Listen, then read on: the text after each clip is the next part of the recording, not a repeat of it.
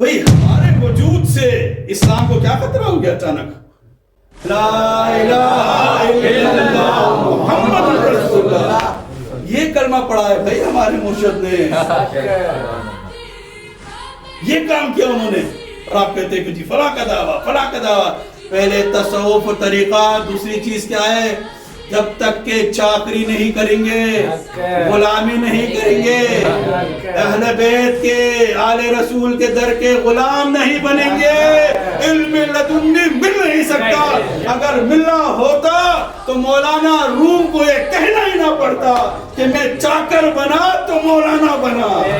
علی حق، علی حق، علی حق، علی حق، علی حق۔ جھوٹوں پہ لعنت بے شمار، جھوٹوں پہ لعنت بے شمار، جھوٹوں پہ لعنت بے شمار، یزیدیوں پہ لعنت بے شمار، یزیدیوں پہ لعنت بے شمار، ابلیسیت کے پیروکاروں پہ لعنت بے شمار، ابلیسیوں کے پیروکاروں پہ لعنت بے شمار، بے شمار، بے شمار۔ یہ ہے ترتیب۔ اب سمجھنے کی چیزیں، ہم حقیقت رکھتے ہیں، ہم جھوٹ نہیں بول رہے۔ جھوٹ کا پردہ آپ نے اوڑا ہے، تہمتیں آپ باندھ رہے ہو، الزامات آپ لگا رہے ہو، وہی ممبر رسول پہ بیٹھ کے گالیاں آپ دے رہے ہو، ممبر رسول پہ بیٹھ کے، اور کس کو دے رہے ہو؟ اہل بیت کو۔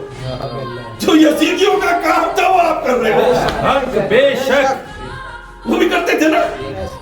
مولا علی پہ لعن طعن ہو رہی ہے، تانے تشنے پڑ رہے ہیں۔ بھئی ہمارے وجود سے اسلام کو کیا خطرہ ہو گیا اچانک؟ سوچنے کی ضرورت ہے نا۔ بھئی ہمارے وجود سے، ہمارے پیر و مرشد کی وجود سے اسلام کو اتنا خطرہ ہو گیا جی۔ ہمارا کوئی مدرسہ نہیں، ہمارا کوئی اسکول آف تھاٹ نہیں، ہر مسجد جاتے ہیں، ہر خانقاہ جا رہے ہیں، ہم کیا کر رہے ہیں؟ اتحاد بین المسلمین کی طرف دے رہے ہیں، ہم عرفان زمانہ کرا رہے ہیں۔ مولا علی کرم اللہ وجہہ نے فرمایا من عرف نفسہ فقط عرف ربہ۔